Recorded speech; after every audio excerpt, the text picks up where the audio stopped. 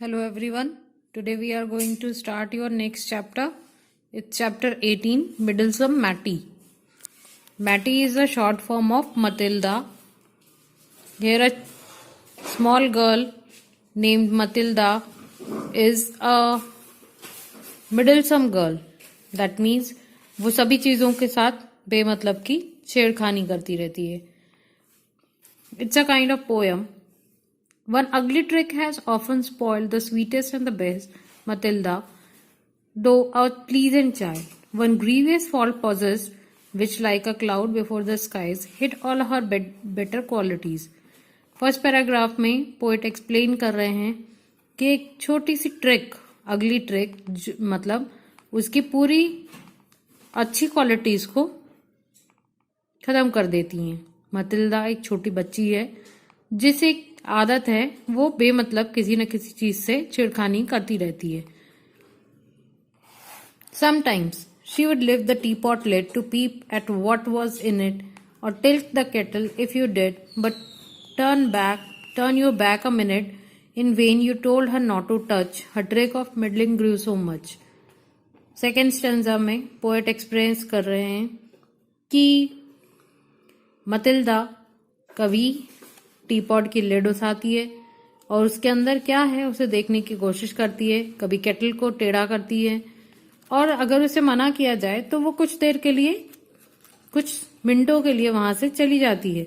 But मना करने के बावजूद भी उसकी जो देखने की, कुछ खोजते रहने की, बेमतलब का इंटरफेयर करने की, चीजों को टच करने की आदत फिर से स्टार्ट हो जाती है. मतलब कुछ देर तक वो भाग जाती है वहां से और फिर वापस आ जाती है जब उसे कोई नहीं आसपास दिखाई देता. Her grandma went out one day and by mistake she laid her spectacles and snuff box gay too near the little maid. Ah well, thought she, I will try them on as soon as grandma is gone. अब next stanza में poet ये कह रहा है कि मतिल्दा की grandma एक बार बाहर गई, रूम से बाहर गई और बाय मिस्टेक उनके स्पेक्टिकल्स और स्नफ बॉक्स मतलब तंबाकू का जो डब्बा होता है वो उन्होंने टेबल पर ही छोड़ दिया और वहीं आसपास मतिल्दा भी बैठी हुई थी.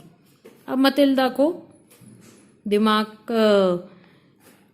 में कुछ और न्यूसेंस करने की सोची उसने और उसे ऐसा लगा कि जैसे ही ग्रैंडमा बाहर जाएंगी और मैं इसे जरूर ट्राई करूंगी. Forthwith, she placed her upon her nose, the glasses large wide, and looking round as I suppose, the snuff box too she spied. Oh, what a pretty box is that! I'll open it, said little Matt. अब मतिल्दा को ये सारी चीजें use करनी थी.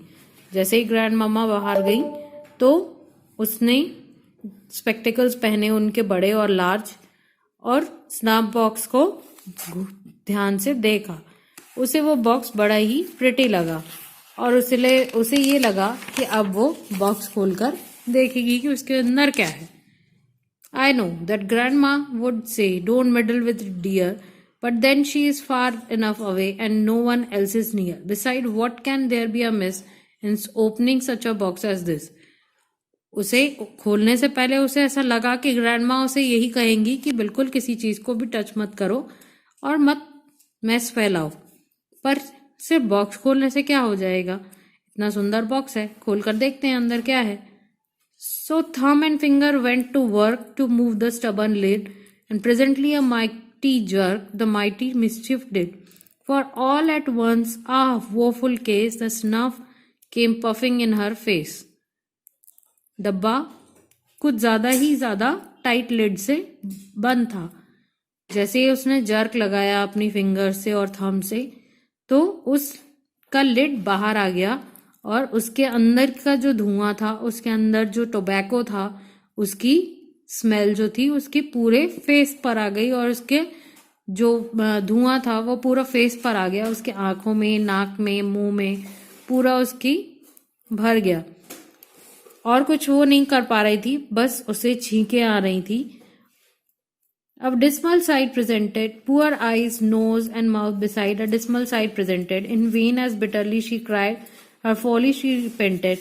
In vain she ran about for ease, she could do nothing now but sneeze. अब वो कुछ नहीं कर पा रही थी, उसे कुछ ठीक से दिखाई भी नहीं दे रहा था और बस उसे रोना आ रहा था, उसकी आंखों से आंसू बह रहे थे, उसे कुछ ठीक से दिख भी नहीं रहा था और छींकें आ रही थी, उसे कुछ समझ में नहीं आ रहा था. She dashed the spectacles away to wipe her tingling eyes, and as in 20 bits they lay, her grandma she spies. Hey day, and what's the matter now? Says grandma with lifted brow.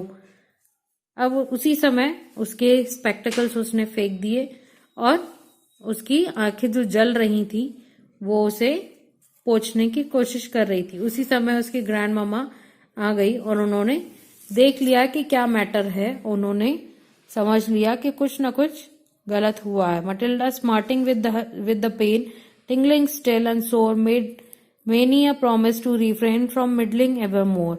And 'tis a fact, as I have heard, she ever since has kept her word. Last paragraph में poet कह रहे हैं कि Matilda वो अपनी pen को छुपाती हुई, अपनी आंखों में जो जलन हो रही थी उसे कम बताती हुई ये प्रॉमिस करती है ग्रैंड माँ से कि वो प्रॉमिस करती है कि कभी भी इस तरीके की हरकत वो दोबारा नहीं करेगी और आज तक उसने अभी अपना प्रॉमिस रखा है. अभी तक भी मैंने जितना सुना है उसने अपना प्रॉमिस नहीं तोड़ा है. That's all about your poem is, and your syllabus is also over. Question answers will be given to you soon. And now you will start your English grammar syllabus. Thank you so much.